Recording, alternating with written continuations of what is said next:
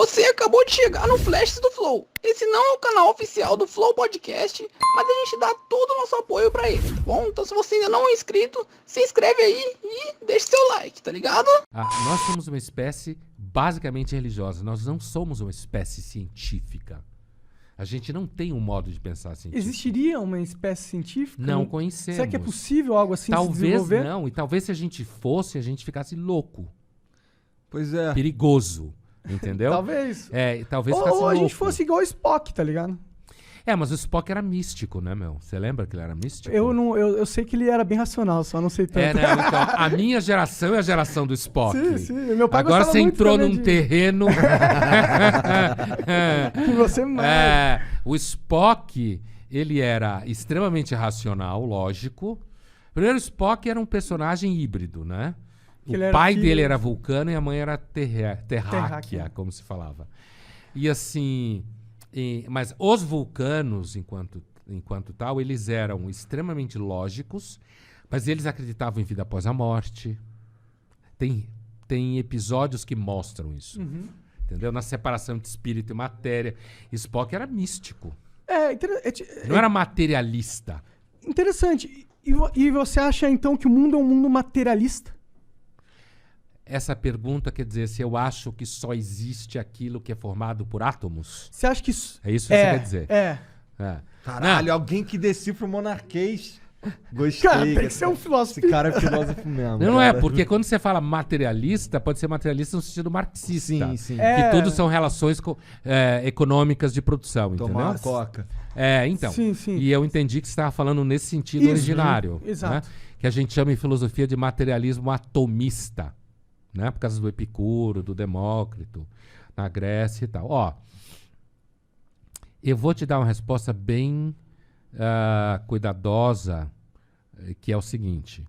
Até onde a gente consegue ter alguma certeza empírica, aparentemente tudo é matéria. Mas nós não temos como assegurar com absoluta certeza que não exista nada além da matéria. Mas até onde a gente tem teste científico, experiência com raciocínios fundamentados em algo empírico, como eu chamo, empírico em filosofia significa a experiência que você observa, entendeu? Não dá para dizer que exista vida após a morte, mas isso não é garantia, porque a gente seguramente não sabe tudo. Quando os cientistas conversam com você e falam assim, 95% da energia do planeta é matéria escura e energia escura, e a gente simplesmente não sabe nada sobre isso. O que isso causa na sua... Tipo, 95% do universo são propriedades que a gente simplesmente não tem a menor ideia. Então, seja que propriedades forem essas, se elas forem energia, elas são matéria. Então, o problema não é só... o problema não é se existe algum tipo de matéria ou de configuração de energia que a gente não conhece. A questão é se existe algo que não fosse da ordem de partículas atômicas, mesmo que negativas. Entende o que eu estou dizendo? Então, assim... se fosse de outra dimensão, algo que não... Algo que não fosse nem do nosso tipo de realidade. Algo que seja, como se fala em filosofia, transcendente. Que transcenda a imanência do ser, que envolve, inclusive, a antimatéria. Certo? Então, assim, dessa ordem que se acha que Deus seja, por exemplo. Os deuses antigos, veja, os mortos não eram dessa ordem. Eles eram só vivo que continuou vivo que morreu continuou vivo. Né? E que aí virava uma espécie de poltergeist, dependendo da comida que se dava para ele.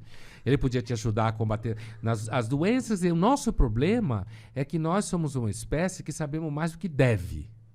Aí eu concordo. Eu acho que um cachorro é muito mais feliz que eu. Então, a gente sabe mais do que deve, mas a gente não sabe tudo o que precisa para saber. A gente tá no...